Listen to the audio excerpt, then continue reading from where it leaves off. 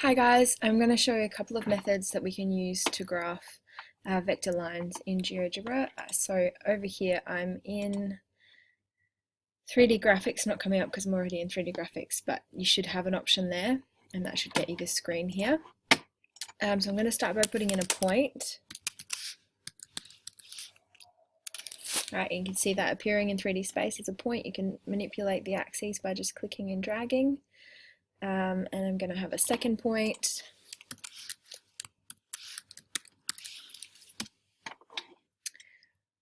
Lovely. I can see them both well there. And simple way I can graph a vector between 2 points.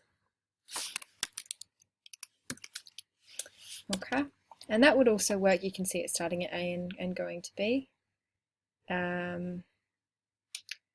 That would also work just by typing in the vectors themselves.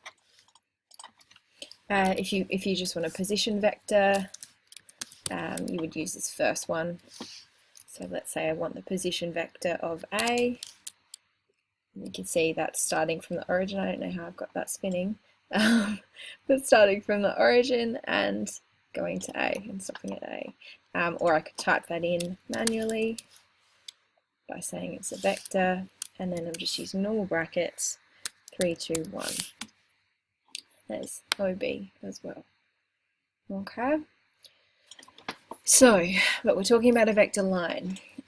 So I can do that a couple of different ways. So I can use the line function. You see one of them is point direction vector. This gets a bit funny if you don't use the sideways arrows to navigate between each of the things you want to do. So I've had to go across, and you see that, it's already doesn't like me now. I'll have to do that again. If you don't do that, it doesn't like the syntax for some reason. So I want it to go from B in the direction of V. Okay. And so that's in the direction of the position vector of A. You can see I'm going from B and I'm now parallel to A. Hopefully you can see that pretty well. Okay. And you can see it's spat out this input, this vector equation here. I could actually type it directly in like that. So if I wanted x to be, maybe not x, let's go from A,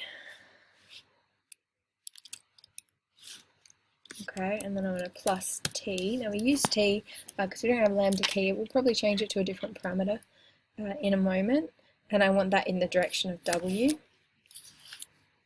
Now it's not going to like that. You need a multiplication sign in between, and now you can see that I've got something. If I just hide that line, I've got something going from A in the direction of B. So now I've got a vector parallel to B.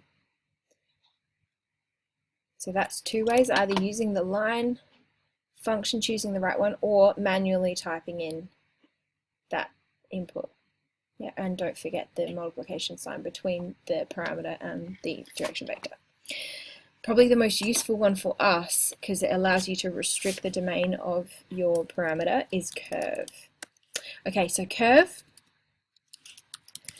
As you type in curve, you'll see a couple of different options come up. So the first one is for 2D, so I'd have an expression, a parametric equation for x, a parametric equation for y, the parameter and the values of t I want to start and end from.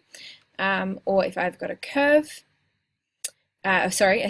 three expressions, I'm also putting in a parametric equation for z. So I want that one.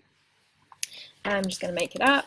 So 2 plus t, 3 minus t, and just t plus 1. Right, my parameter is t. I want to start from 0 and I want to go to 1. Right, and I can see that tiny little piece showing up there. If I wanted 100, I've got a much bigger curve, and now it's a straight line because all of those parametric equations were linear. But you can also see that it's popped up with the parametric equations there. Alright, so three options: typing in using the line function, typing in using the direct output, using that kind of structure or using the curve parametric equations. Good luck.